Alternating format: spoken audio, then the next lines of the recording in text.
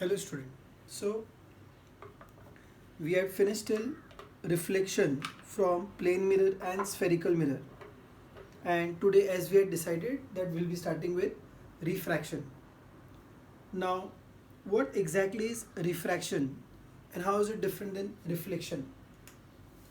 So see, there are a lot of examples that we come across in our day-to-day life related to refraction of light, and the most simplest or the easiest one is that when you view from the top, या जब आप swimming pool को ऊपर से देखते हैं तो आपको लगता है कि स्विमिंग पूल बहुत कम डीप है, यानी कि शैलो दिखता है आपको, लेकिन जब उसको एक्चुअल डेप्थ देखने जाते हैं तो उसकी एक्चुअल डेप्थ काफ़ी ज़्यादा दिखती है, यानी कि इन रियलिटी जो उसकी डेप्थ है और जो हमको दिखाई देती हुई डेप्थ है दोनों अलग अलग है. इसका रीज़न रिफ्रैक्शन ऑफ लाइट है. या वो फेमस डायग्राम, एक ग्लास है जिसमें एक स्पून रखा हुआ है और थोड़ा सा वो टिल्टेड दिखता है या बेंड दिखता है, this is again due to refraction of light. So basically what exactly is refraction, वो हम डिस्कस करते हैं. सो अब तक हमने रिफ्लेक्शन डिस्कस किया था और अब से हम डिस्कस करने वाले refraction. Right, now what exactly is refraction of light. So मान लीजिए बच्चों, इस बार ये एक रिफ्रैक्टिंग सरफेस है. अब तक मैं मिरर ड्रॉ कर रहा था, पर अब से ये बच्चों रिफ्रैक्टिंग सरफेस है. It's a refracting surface.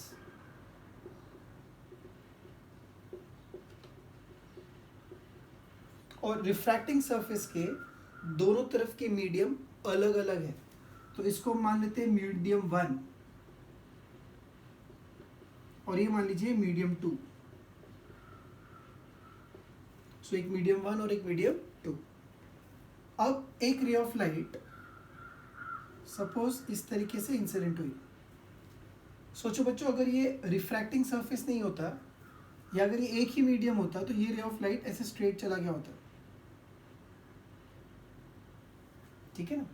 So this was direction of incident ray.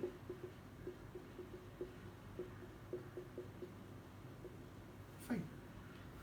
पर हम ये देखते हैं फिर से एक बार, ये point of incidence, point of incidence पर हम ड्रॉ करते हैं नॉर्मल.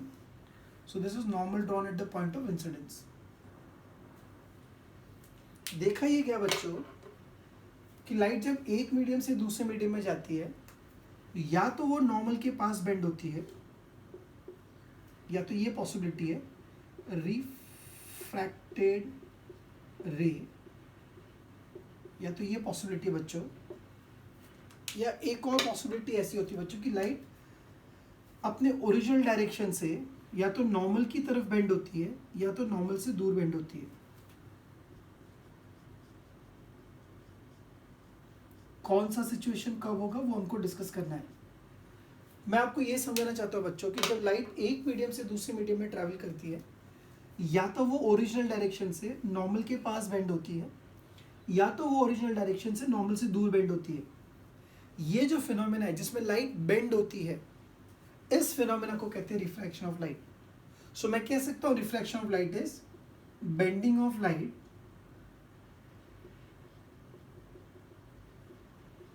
when it travels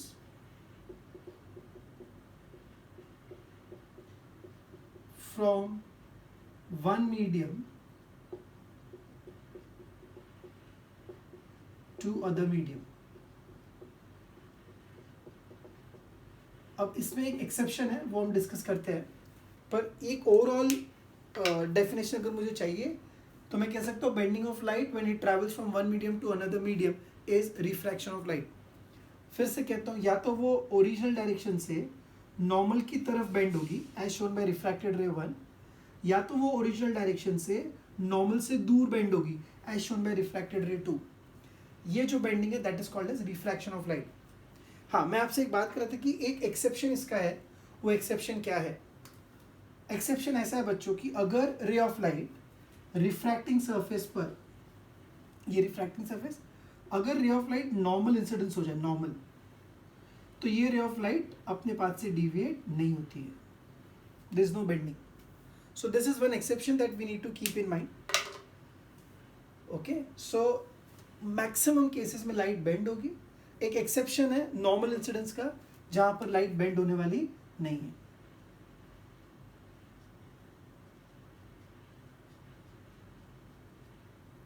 तो बुक्स में आपको ऐसे भी मिलेगा, bending of light when it travels from one medium to another medium when it is incident obliquely. Obliquely मतलब किसी एंगल पर, नॉर्मल इंसिडेंस नहीं है वो। सो ये था एक छोटा सा brief about refraction of light. अब जैसे हमने रिफ्लेक्शन के वक्त कई सारे टर्म्स डिस्कस किए थे, वैसे रिफ्रैक्शन को स्टडी करने से पहले कुछ टर्म्स है जो पहले हम डिस्कस करेंगे तो अच्छा है। ये बातें क्लियर है बच्चों? आप स्क्रीन को पॉज करके ये नोट कर सकते हैं। नॉर्मल इंसिडेंस एक एक्सेप्शन है। क्लियर? फाइन। अब आगे बढ़ने से पहले जैसे मैंने कहा कि कुछ टर्म्स है जो हमको पहले डिस्कस करें तो बेहतर है। अब जब लाइट एक मीडियम से दूसरे मीडियम में ट्रैवल करती है तो मैंने कहा लाइट बेंड होगी। अब लाइट कितने से बेंड होगी, इस पैरामीटर को मेजर करने के लिए हमने एक टर्म इंट्रोड्यूस करा जिसको कहते हैं index of refraction.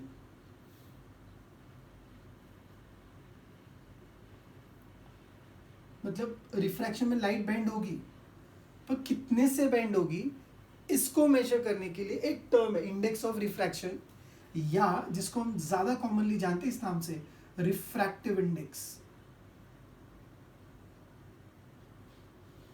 Refractive index, ठीक है। So when light travels from one medium to another medium it will bend. By how much amount it is going to bend, that parameter is measured as refractive index. Are we clear? Okay. अब refractive index की जरूरत क्यों पड़ी मैं समझाता हूं आपको। देखो,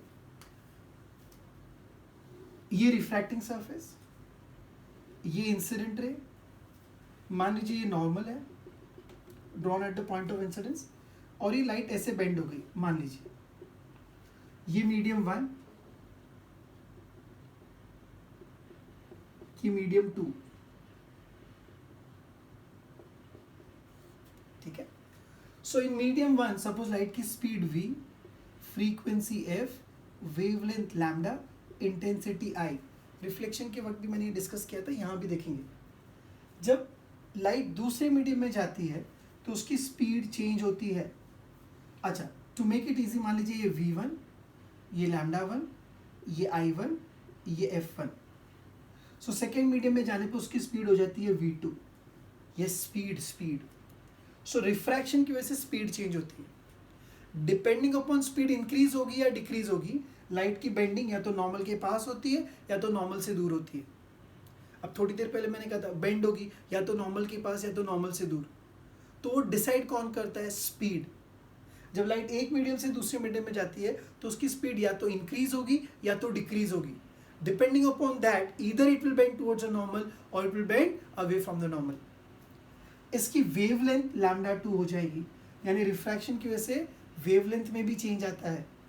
इंटेंसिटी ऑफ रिफ्लेक्टेड लाइट भी चेंज होगी, इंटेंसिटी चेंज होगी, बट फ्रीक्वेंसी चेंज नहीं होगी। So on account of refraction remember that frequency remains same, because frequency medium का पैरामीटर नहीं है, फ्रीक्वेंसी डिसाइडेड बाय सोर्स। तो जब तक सोर्स सेम होगा फ्रीक्वेंसी चेंज होने वाली नहीं है। जैसे रिफ्लेक्शन में हमने देखा था, अब वो रिवाइज कर सकते हैं। रिफ्रैक्शन में क्या क्या याद रखना है? क्या रिफ्रैक्शन की वजह से स्पीड चेंज होगी? यस। क्या वेवलेंथ में चेंज होगा? यस।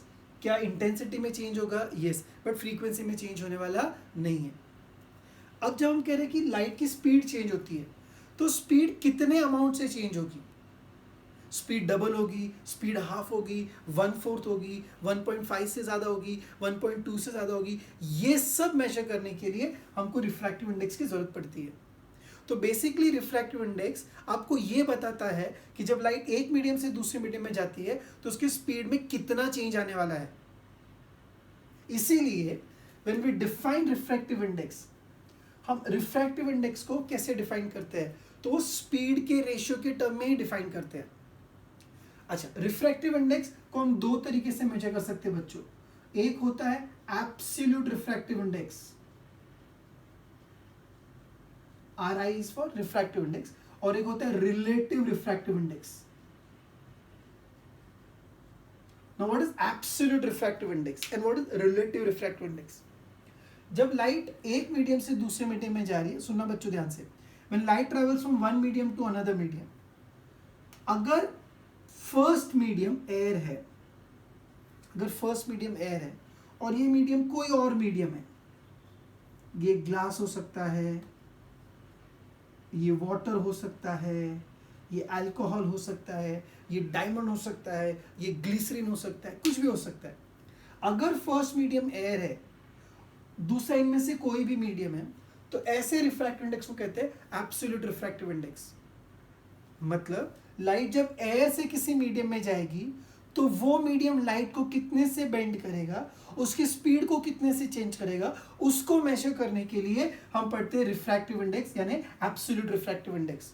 मैं फिर से कहता हूं, जब लाइट एयर से किसी दूसरे मीडियम में जाएगी तो जो दूसरा मीडियम है वो लाइट को कितना बेंड करेगा, उसकी स्पीड को कितना चेंज करेगा, ये मेजर करने के लिए हम पढ़ते हैं एब्सोल्यूट रिफ्रैक्टिव इंडेक्स।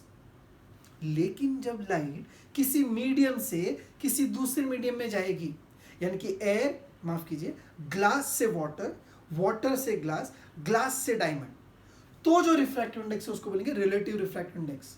मैं फिर से दोहराता हूं, एक मीडियम से दूसरे मीडियम में लाइट जाएगी तो उसकी स्पीड चेंज होगी, कितने से चेंज होगी रिफ्रैक्टिव इंडेक्स बताएगा। उसके दो नाम है, एब्सोल्यूट एंड रिलेटिव। कब बोलेंगे एब्सोल्यूट? जब फर्स्ट मीडियम एयर होगा तो जो रिफ्रैक्टिव इंडेक्स कहा जाएगा दैट इज एब्सोल्यूट। अगर फर्स्ट मीडियम एयर नहीं है, कोई भी दूसरा मीडियम ले लो, तो उसको बोलेंगे रिलेटिव रिफ्रैक्टिव इंडेक्स। सर एक डाउट है, अगर ये ग्लास है और ये एयर है, तो पहला मीडियम ग्लास है, दूसरा मीडियम एयर है, एयर आ रहा है ना, तो एब्सोल्यूट होगा? नहीं होगा। मैं फिर से दोहराता हूं, अगर फर्स्ट मीडियम एयर है तो ही एब्सोल्यूट रिफ्रैक्टिव इंडेक्स है, बाकी कोई भी सिचुएशन में it will be relative refractive index. Are we clear? जैसे अगर मैं ऐसे लिखता हूं, देखो by the way refractive index को हम डिनोट करते हैं म्यू से, okay. And whenever we write refractive index, इसको ऐसा लिखते हैं of medium 2 with respect to medium 1। refractive index of medium 2 with respect to medium 1 is given by speed of light in medium 1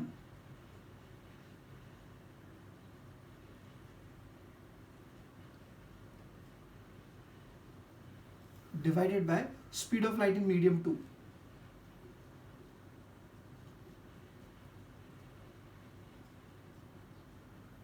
Speed of light in medium 1 upon speed of light in medium 2.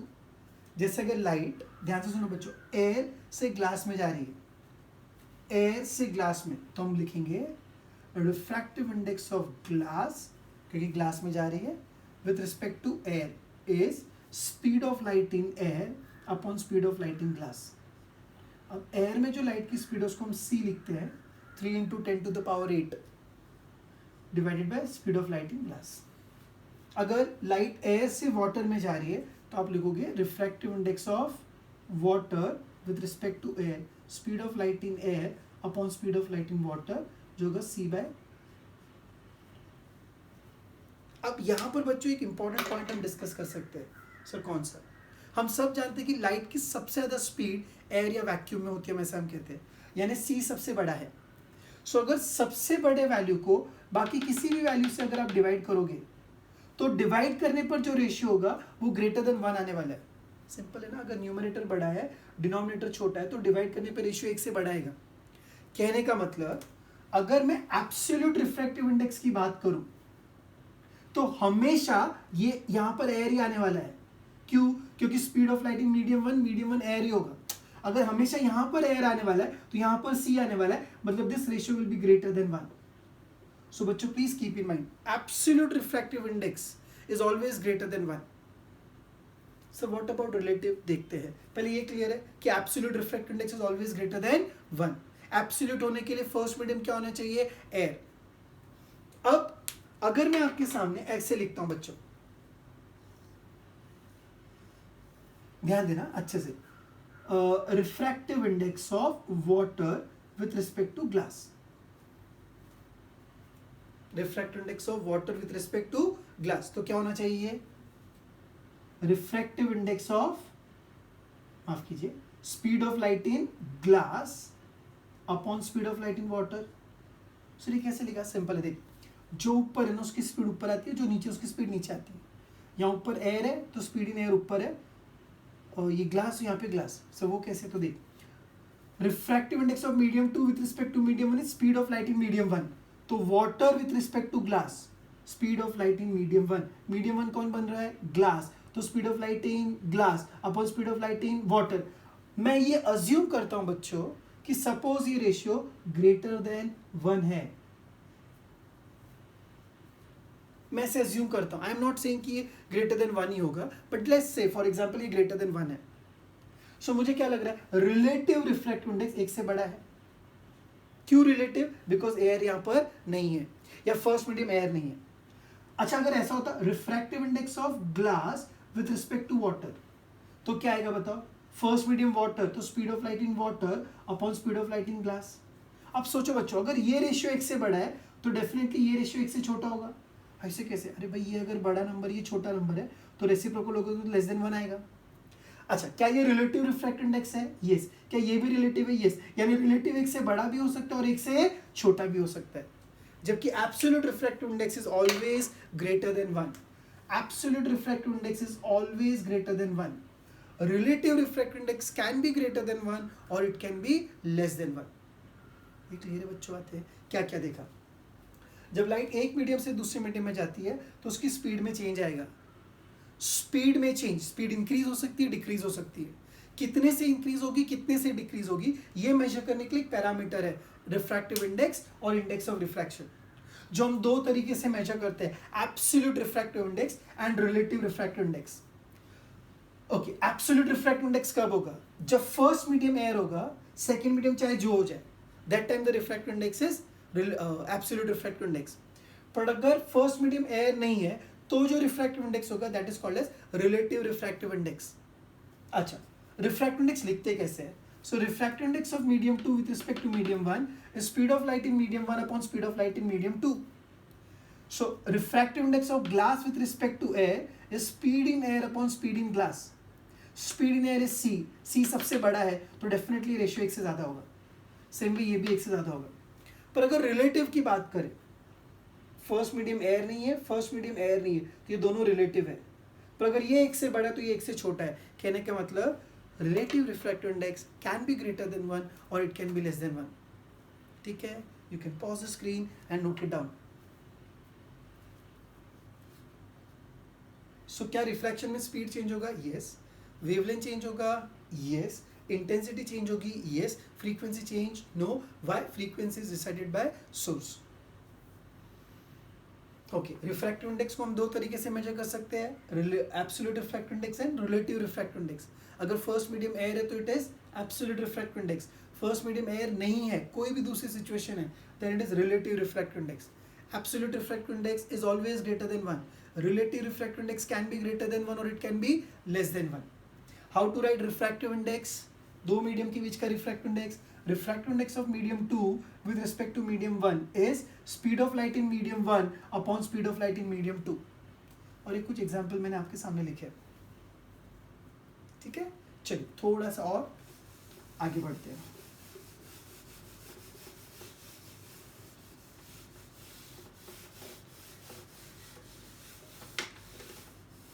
Okay, अब kind of फॉर्मूले की तरह आप समझोगे। देखो, refractive index of medium 2 with respect to medium 1 को अभी क्या लिखा, speed in 1 upon speed in 2। देखो इधर, अगर आपको वेव्स का कॉन्सेप्ट याद है तो v इज n लैम्डा ऐसा हम लिखते हैं, याद है। अब मैं फ्रीक्वेंसी को f लिखता हूं तो v is f lambda. So v1 को लिख सकते हैं f lambda 1, v2 is f lambda 2। Refraction की वजह से फ्रीक्वेंसी चेंज नहीं होती है। सो अगर आप v1 और v2 का रेशियो लिखेंगे बच्चों तो ये क्या हो जाएगा बताओ, लैम्डा 1 अपॉन लैम्डा 2। यानी इस फॉर्मूले को मैं आगे कंटिन्यू करूं तो this will also be equal to lambda 1 by lambda 2। ध्यान क्या रखने बच्चों, जो ऊपर लिखते हैं उसकी स्पीड और उसकी वेवलेंथ ऊपर आती है। अच्छा, एक और बात है बच्चों, refractive index of glass with respect to water. ठीक है, क्या फॉर्मूला था इसका? Speed of light in water upon speed of light in glass. ठीक है, अब कुछ समझना है मुझे। देखो मैं पर्पसली क्या करता हूँ पता है, multiply and divide by speed in air करता हूँ। क्यों सर? ऐसे। Now if you rearrange the terms, देखो मैं क्या लिख सकता हूँ, speed in air upon speed in glass into 1 upon speed in air upon speed in water. बोलो समझे? जो स्पीड इन वाटर न्यूमरेटर था उसको डिनोमिनेटर में लिख दिया मैंने। सोच के बताओ ये क्या है? Speed in air upon speed in glass. नहीं क्लिक हुआ? चलो मैं बताता हूँ। Refractive index of glass with respect to air क्या होगा? Speed in air upon speed in glass. यानी ये रेशियो को मैं लिख सकता हूँ। सो can I say it is nothing but absolute refractive index of glass, क्यों फर्स्ट मीडियम एयर है। Same way refractive index of water with respect to air क्या होगा? ये होगा। बोलो बच्चों। So this term is going to give me what? Absolute refractive index of water. Why? क्योंकि first medium air है। So अभी ध्यान से देखो, क्या मैं इसको लिख सकता हूं? Absolute refractive index of glass. जब मैं एब्सोल्यूट बोलता हूं तो विथ रिस्पेक्ट टू एयर बोलने की जरूरत नहीं है, क्योंकि अंडरस्टूड है कि अगर एब्सोल्यूट है तो एयर होना ही होना है। इनटू 1 अपॉन क्या आएगा? Absolute refractive index of water. So क्या मैं इसको ऐसे लिख सकता हूं? रिफ्रैक्टिव इंडेक्स ऑफ ग्लास, माफ कीजिए, absolute refractive index of glass upon absolute refractive index of water. तो ये बन गया फॉर्मूला। देखो बहुत काम का है, कई बार इससे भी आपका क्वेश्चन सॉल्व हो जाएगा। सो मैं क्या समझा रहा हूं बच्चों? स्पीड का और वेवलेंथ के टर्म में ऐसा है। अब देख ध्यान से, जो नीचे है उसका refractive index, absolute refractive index ऊपर है, और जो ऊपर है उसका एब्सोल्यूट रिफ्रैक्टिव इंडेक्स नीचे है। यानी कि refractive index of glass with respect to water is absolute refractive index of glass upon absolute refractive index of water. सोचो, ये ट्राई करो। Refractive index of diamond with respect to water, please try करो। क्या आना चाहिए बताओ? सोचो। Very good. Absolute refractive index of diamond upon absolute refractive index of water. Same way बच्चों, अगर ये ऐसा लिखा गया है तो क्या लिखेंगे इसको? Absolute refractive index of medium 2 upon absolute refractive index of medium 1।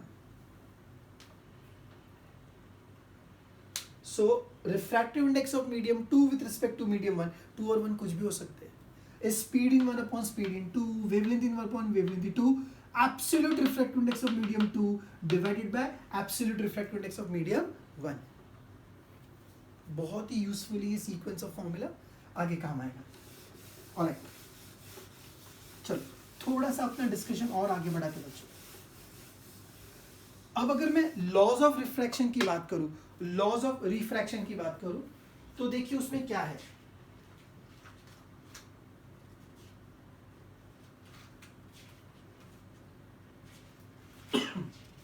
So if you talk about laws of refraction, तो जैसे रिफ्लेक्शन के लिए वक्त लॉज हमने पढ़े थे, रिफ्रैक्शन की लॉज क्या है। सो देखिए, जैसे अगर ये रिफ्रैक्टिंग सरफेस है, ओके, मान लीजिए नॉर्मल है, ये इंसिडेंट रे और ये रिफ्रैक्टेड रे। तो सर ने क्या अज्यूम कर लिया कि लाइट को जाना था ऐसे, पर वो नॉर्मल की तरफ बेंड हो गई है। This angle is i, this angle is r, angle of refraction. So this is incident ray, refracted ray. ये मान लीजिए मीडियम 1 और ये मान लीजिए medium 2।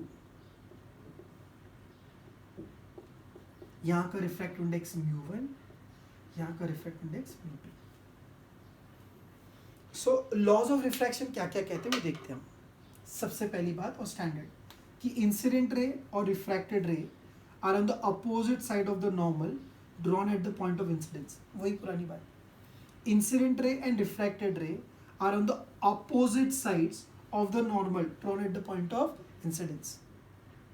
First point, incident ray, refracted ray, normal are in the same plane. वही reflection वाली बात है यहाँ पर. पहला था incident ray and refracted ray are on the opposite sides of the normal drawn at the point of incidence. Incident ray, refracted ray and normal are always in the same plane. और तीसरा और सबसे important बात है कि for a given pair of media, मतलब अगर ये मीडियम फिक्स कर ले एयर, ग्लास, फिर अगर आप आई को चेंज करोगे अकॉर्डिंगली आर भी चेंज होगा. और वो हमेशा इस तरीके से चेंज होगा कि किसी भी वक्त अगर आप साइन आई और साइन आर का रेशियो फाइंड करोगे तो it will always be equal to refractive index of medium 2 upon refractive index of medium 1. यानी कि ये मैं फिर से कहता हूं बच्चों, अगर आप मीडियम फिक्स कर लो यानी आप एयर और ग्लास फिक्स कर लो, फिर अगर आप आई चेंज करोगे तो अकॉर्डिंगली आर भी चेंज होगा. और वो इस तरीके से चेंज होंगे कि हर बार ये जो रेशियो है वो एक फिक्स वैल्यू देगा. So for the given pair of media the ratio of sine of angle of incidence to sine of angle of reflection is always a constant, and that constant is refractive index of medium 2 with respect to medium 1. Refractive index को define करने का और एक तरीका, एक था speed के ratio के टर्म में और एक है sine i upon sine r के टर्म में. बिल्कुल सही सोचा आपने. This is also known as Snell's law कि for a given pair of media the ratio of sine of angle of incidence to sine of angle of refraction is always a constant. इसमें एक और condition है बच्चों, at constant temperature. ये आपके knowledge के लिए, for a given pair of media and at constant temperature, because temperature vary करेगा तो रिफ्रैक्टिव इंडेक्स भी चेंज होता है. आपको ये रेशियो कांस्टेंट रखना है. सो आप क्या बोलोगे, for a given pair of media and at a constant temperature the ratio of sine of angle of incidence to sine of angle of refraction is always a constant, and that constant is called as refractive index of medium 2 with respect to medium 1. okay, क्या इस फॉर्मूले को मैं यहां भी copy कर सकता हूं, sin i upon sin r.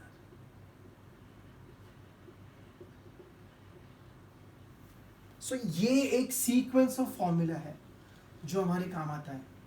Refractive index of medium 2 with respect to medium 1 is v1 upon v2, lambda 1 upon lambda 2, μ2 upon μ1 and sin i divided by sin r. कभी कभी बच्चों इसको ऐसा भी लिख सकते हैं, देखो ये आपके नॉलेज के लिए, μ1 into sin i cross multiply is μ2 into sin r. क्या समझ में आ रहा है, μ1 इंटू sin i, μ1 ये रिफ्रैक्टिव इंडेक्स मल्टीप्लाइड बाय यहां के एंगल का साइन इज सेम एज ये वाला रिफ्रैक्टिव इंडेक्स और यहां के एंगल का साइन.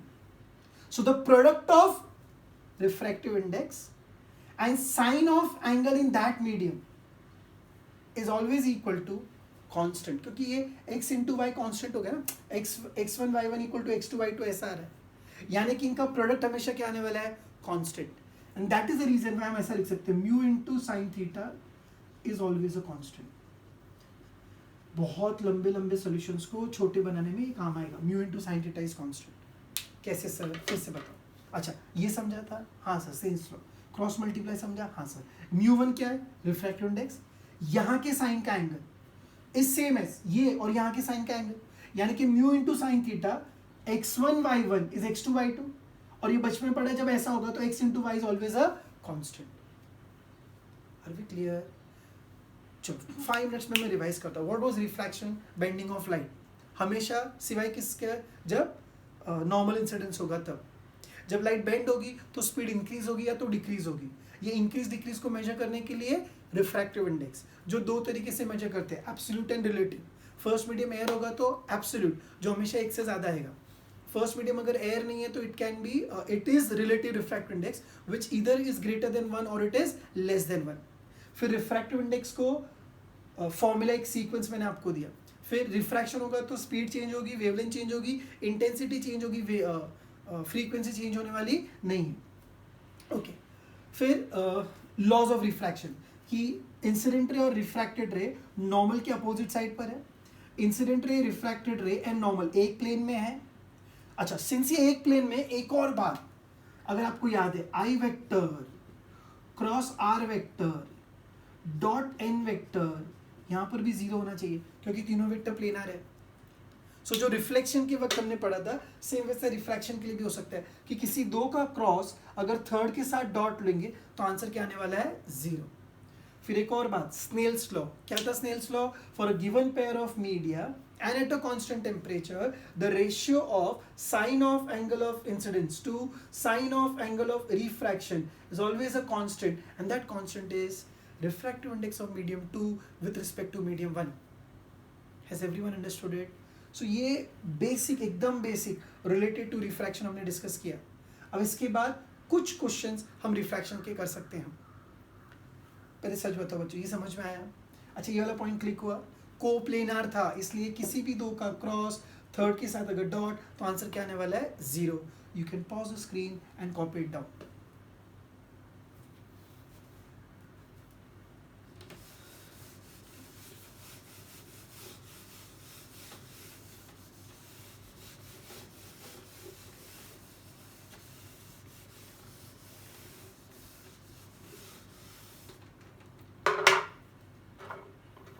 ठीक है बच्चों, सो अब तक रिफ्रैक्शन के बेसिक्स के बारे में हमने देखा।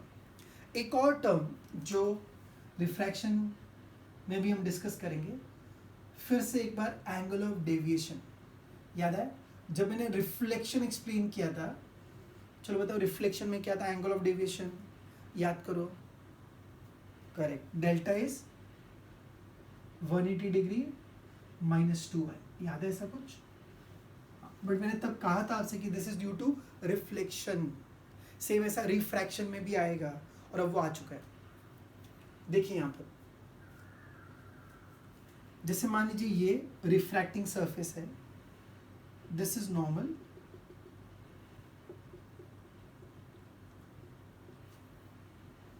ये इंसिडेंट रे, इसको जाना चाहिए था ऐसे।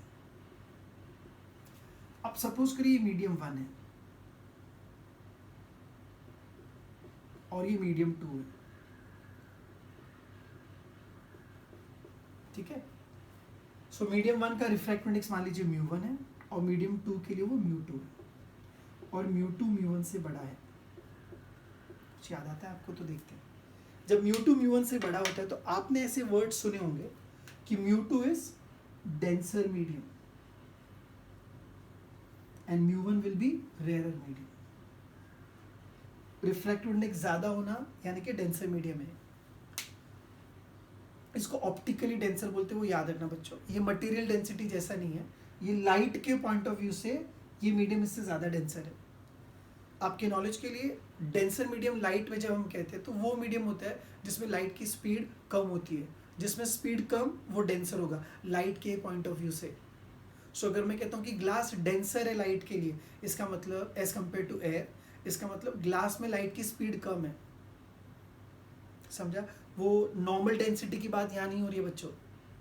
सो जब मैं कह रहा हूँ ग्लास डेंसर है as compare to air light के पॉइंट ऑफ व्यू से, इसका मतलब लाइट के पॉइंट ऑफ व्यू से ग्लास में लाइट की स्पीड कम है as compare to that in air. ठीक है। सो ये डेंसर और रेयरर का मतलब हमारे लिए यहाँ पर है कि इस मीडियम में लाइट की स्पीड कम है, यानी अगर यहाँ v2 लाइट की स्पीड है और यहाँ पर लाइट की स्पीड v1 है, तो सिंस μ2 डेंसर मीडियम है, v2 will be less than v1। नहीं समझा? कोई बात नहीं बच्चों, वैसे इसका टेंशन मतलब, बट ट्राई करो समझने की। डेंसर रेयरर तो मॉलिक्यूल वाइज मत सोचो। जब मैं कहता हूँ ऑप्टिकली डेंसर मतलब लाइट के पॉइंट ऑफ व्यू से, ऑप्टिकली डेंसर मतलब ऐसा मीडियम जिसमें लाइट की स्पीड, एयर में जो लाइट की स्पीड है उससे कम है। सो जिसमें स्पीड कम होगी वो डेंसर होगा, जिसमें स्पीड ज़्यादा होगी वो रेयरर होगा ऑप्टिक्स के पॉइंट ऑफ व्यू से। क्लियर है? अच्छा, अब और अच्छे से समझते। सो लाइट एक मीडियम से दूसरे मीडियम में जाए तो उसको बेंड होना है। अब वो नॉर्मल के पास बेंड होगी या नॉर्मल से दूर बेंड होगी, दो ही पॉसिबिलिटी थी। सो कैसे डिसाइड करेंगे? बहुत सिंपल है बच्चों, प्लीज पार्टिसिपेट करो। अब थोड़ी देर पहले हमने कहा कि refractive index of medium 2 with respect to medium 1 is v1 upon v2 is μ2 upon μ1। याद है ऐसा? Is also equal to sine i upon sine i। थोड़ा डर लगेगा बट डरना मत बच्चों। सो अब लाइट रेयर से डेंसर में जा रही है, यानी μ2 ग्रेटर देन μ1 है. If μ2 is greater than μ1, please बच्चों, μ2 इज ग्रेटर देन μ1, यानी कि sine i is greater than sine r. अगर आप दोनों तरफ साइन इनवर्स लोगे, मतलब साइन हटा दोगे, तो i will be greater than r. इसका मतलब क्या हो बच्चों, एंगल ऑफ इंसिडेंस ज्यादा होगा एंगल ऑफ रिफ्रैक्शन से. अब सोचो अगर लाइट ऐसे बेंड हो गई तो ये एंगल ऑफ रिफ्रैक्शन हुआ. अच्छा, मैं अज्यूम कर रहा हूं कि एंगल ऑफ रिफ्रैक्शन पता है आपको, नॉर्मल और रिफ्रैक्टेड रे के बीच का एंगल. सो हाँ, आई इज ग्रेटर देन आर, यानी कि ये एंगल आई आर से बड़ा होना चाहिए. सर आपने तो कहा था लाइट ऐसे भी जा सकती है, ऐसे. हाँ मैंने कहा था, बट अगर सोच ऐसे जाएगी तो ये एंगल ऑफ रिफ्रैक्शन हुआ, जो डेफिनेटली एंगल ऑफ इंसिडेंस से बड़ा हुआ. लेकिन मैंने क्या पढ़ा है कि अगर μ2 डेंसर मीडियम है तो साइन आई बड़ा होना चाहिए साइन आर से, यानी आई बड़ा होना चाहिए आर से, यानी लाइट को नॉर्मल के पास बेंड होना चाहिए. इसका मतलब क्या सीखा बच्चों, कि जब लाइट कहाँ से कहाँ ट्रैवल करती है, ये आपने बचपन में बाय हार्ट किया था, शायद आज समझा. When light travels from rare medium to denser medium, क्या होगा, स्पीड ऑफ लाइट कम हो जाएगी. स्पीड ऑफ लाइट कम हो जाएगी यानी कि μ2 greater than μ1, sine i greater than sine r, i greater than i r, यानी ये एंगल इससे बड़ा होना चाहिए, यानी लाइट नॉर्मल के पास आनी चाहिए. So when light travels from rare medium to denser medium, it will bend towards a normal. तो ही जो प्रैक्टिकल बात है वो जस्टिफाई होगी. Is that clear? So whenever light travels from optically rare medium to optically denser medium, it will bend towards a normal. क्यों, तो उसका एक्सप्लेनेशन मैंने आपको बताया है. डेंसर मीडियम यानी वो मीडियम जिसमें स्पीड कम है. स्पीड कम तो v2 v1 से छोटा, μ2 v1 से बड़ा, μ2 v1 से बड़ा तो साइन आई साइन आर से बड़ा. Taking sine inverse on both the side, i is greater than r, यानी ये एंगल बड़ा और ये एंगल छोटा होना चाहिए. ये छोटा होने के लिए नॉर्मल के पास बेंड होना पड़ेगा. तो सर अगर उल्टा हुआ तो आप खुद सोचो. चलो उल्टा हुआ तो थिंक अबाउट इट. उल्टा हुआ तो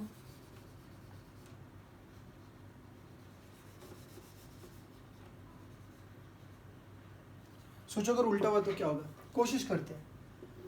ये रिफ्रैक्टिंग सरफेस, ये नॉर्मल, ये incident ray, angle of incidence, इसको जाना चाहिए था ऐसे.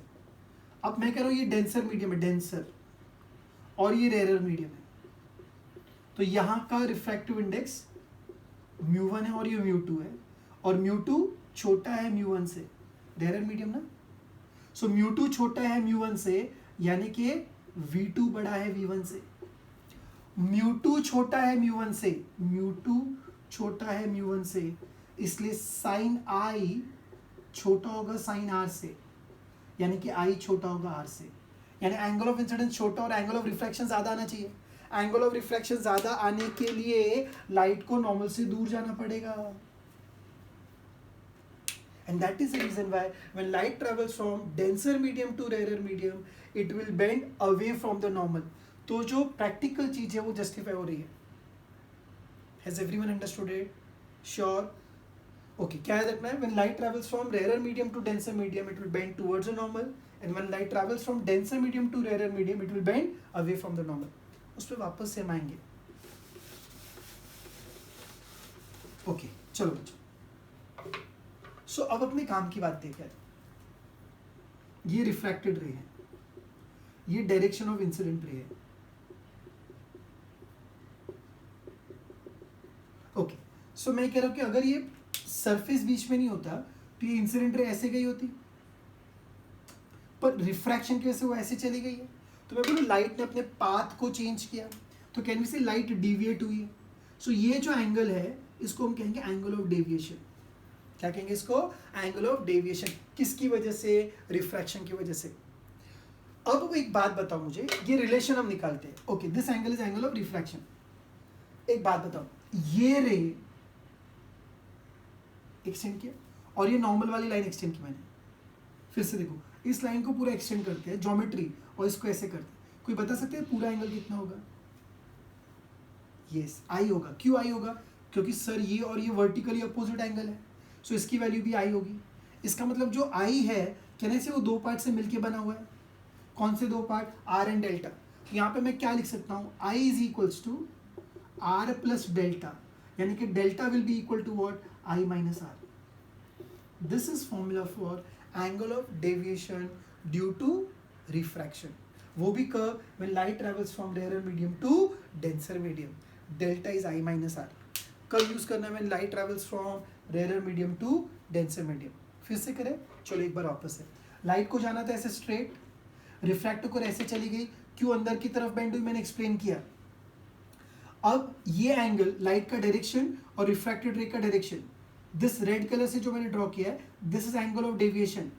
एंगल ऑफ डेविएशन कितना होगा? ये फुल एंगल आई है, so i is nothing but r plus delta. So i is r plus delta, तो delta will be equal to i minus r. So when light travels from rarer medium to denser medium, deviation is given by I minus R. Same way बच्चों, अगर light rarer medium से denser medium की बजाय denser medium से rarer medium में जाएगी तो क्या होगा? कोशिश करोगे? चलो ठीक है. ये इस बार denser medium है, angle of incidence I है, ये rarer medium है. अभी थोड़ी देर पहले अपना डिस्कशन हुआ था, when light travels from denser medium to rarer medium, it will bend away from the normal, correct? So it will bend like this. So ये refracted ray है. So normal और refracted ray के बीच का angle, ये full angle R होगा. Okay. अब ये अगर एंगल I है तो ये वाला जो एंगल है, क्या ये भी I होगा? Vertically opposite angle. पहले समझा लाइट दूर क्यों गई? बिकॉज लाइट डेंसर से कहाँ जा रही है? रेयर मीडियम में जा रही है. ओके, अब एंगल ऑफ डेविएशन कैसे मार्क करेंगे?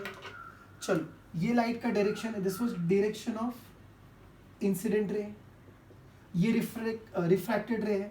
सो इसको जाना था ऐसे, चली गई ऐसे, तो कहने से लाइट ऐसे डिविएट हो गई. So this is going to give you angle of deviation. अब मुझे बताओ एंगल ऑफ डेविएशन कितना होगा? ध्यान से देखो, क्या मैं बोल सकता हूँ this plus this is full this? ध्यान से देख, ये एंगल प्लस ये एंगल इक्वल टू आर, यानी this time you are going to get r equal to i plus delta. So what is delta now? R minus i. So angle of deviation i minus r होगा when light travels from rare medium to denser medium, and it will be equal to r minus i when light travels from denser medium to rare medium. Has everyone understood it? ये था concept of angle of deviation in case of refraction, जहां पर दो possibility, या तो I minus are या तो R minus i, depending upon whether light is travelling from rare medium to denser medium और from denser medium to rare medium. इसीलिए मैं जब इसको लिखता हूं तो ऐसे एक जनरलाइज फॉर्मूला अगर चाहिए तो delta will be equal to mod of I minus r. ऐसे मैं लिखता हूँ, I बढ़ा तो I माइनस आर, R बढ़ा तो R minus i. So generic formula सब सिचुएशन में valid for refraction is delta equals to I minus r. Please pause the screen and note it down quickly.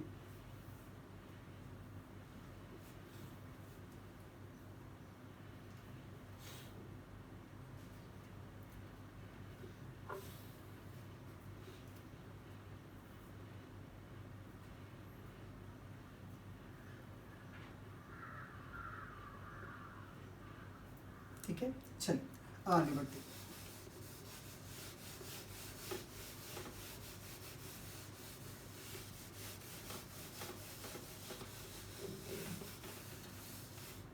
Angle of deviation को लेकर के थोड़ा सा discussion और देख लेते हैं. Delta is i minus r. मैंने अज्यूम कर गया कि लाइट ट्रैवल कर रही है रेयर मीडियम से डेंसर मीडियम में. ओके, अब अगर मैं आपसे पूछूं कि what will be graph of delta versus i, delta versus i का ग्राफ क्या होगा रिफ्रैक्शन की वजह से, तो कैसे सोचेंगे आप? तो सर आपने ही बताया, देखो कि डेल्टा का पावर यहाँ पर 1 है, ये वाई एक्सिस जैसा हुआ, ये एक्स एक्सिस जैसा हो रहा है, और ये सी जैसा हो रहा है. सो ये भी y equal to m x plus c जैसा है. तो सर ग्राफ स्ट्रेट लाइन होना चाहिए. बच्चों ये गलत होगा, ग्राफ स्ट्रेट लाइन नहीं होगा. सो क्यों नहीं होगा? ये वाई बराबर है, ये एक्स बराबर है, पर आज ये सी नहीं है. याद करो जब हमने कहा था delta is equal to 180 minus 2y, ये y था, ये x था, और ये तो एक नंबर कांस्टेंट था. मैं i को कुछ भी करूँ, ये 180 तो उतना ही रहता है. लेकिन यहाँ पर हमने देखा है कि जब हम i को चेंज करते हैं, r भी अकॉर्डिंगली चेंज होगा. Snell's law का statement, if we change I accordingly R will also change, but the ratio of sin A upon sin R will be constant. So जब I change होगा तो R भी change होगा, तो क्या R यहाँ पर constant है? नहीं है. तो भले ये इक्वेशन ऐसा दिख रहा है y is equal to mx plus c जैसा, बट ये ग्राफ स्ट्रेट लाइन बनने वाला नहीं है. पहले सच बताओ, क्या ये समझ में आया? It appears to be that it is of the type y mx c, पर ये c थोड़े नहीं, ये तो चेंज होने वाला है. अगर मैं i चेंज करूंगा तो r भी क्या होगा? चेंज. तो r यहाँ पर कांस्टेंट नहीं है, इसलिए y equal to mx plus c वाला ग्राफ नहीं बनेगा. तो सर कैसे करें? चलो कोई बात नहीं, देखते हैं. So let me rub it off and let us write an equation once again. Angle of deviation due to refraction when light travels from rarer medium to denser medium is delta is I minus R. ध्यान से देखो, अगर आपको याद है Snell's law, sin I divided by sin R is refractive index of medium 2 upon refractive index of medium 1. याद है sir? तो यहाँ से लिख सकते हैं sin R will be equal to what? mu1 upon mu2 into sin I. बच्चों ध्यान दो, ये ऊपर और दोनों इधर. Taking sin inverse, R will be equal to sin inverse of mu1 upon mu2 sin I. अब देख, जब मैं किसकी वैल्यू चेंज करूंगा? I. So I will change, तो sin I will change. So into this will change, तो उसका inverse भी चेंज, तो R भी क्या होगा? चेंज. So इस बार R कांस्टेंट नहीं है. तो बताओ डेल्टा का इक्वेशन क्या आएगा? डेल्टा का इक्वेशन आएगा I minus sine inverse of mu1 upon mu2 sin I. ये डेल्टा का एक्सप्रेशन बन रहा है when light travels from rarer medium to denser medium. Clear है ये? अच्छा, अब ग्राफ प्लॉट करने के लिए थोड़ा बहुत आपको मैं याद दिलाता हूं. जैसे अगर ये रिफ्रैक्टिंग सरफेस है, समझना बच्चों अच्छे से, ठीक है? सो या तो रे ऑफ लाइट इसी के अलोंग जा सकती है ऐसे. सो अगर ये इंसिडेंट रे हुई तो ये आपका नॉर्मल हुआ, तो ग्रेस करके जा रही है, ग्रेस. तो एंगल ऑफ इंसिडेंस की वैल्यू कितनी हो जाएगी? 90. अगर एंगल ऑफ इंसिडेंस 90 हुआ, please pay attention, so sine 90 is 1. सो आपका डेल्टा उस वक्त कितना हो जाएगा? उस वक्त डेल्टा हो जाएगा आई का value 90 minus sine inverse of mu1 upon mu2. अगर लाइट ग्रेजिंग इंसिडेंस कर रही है तो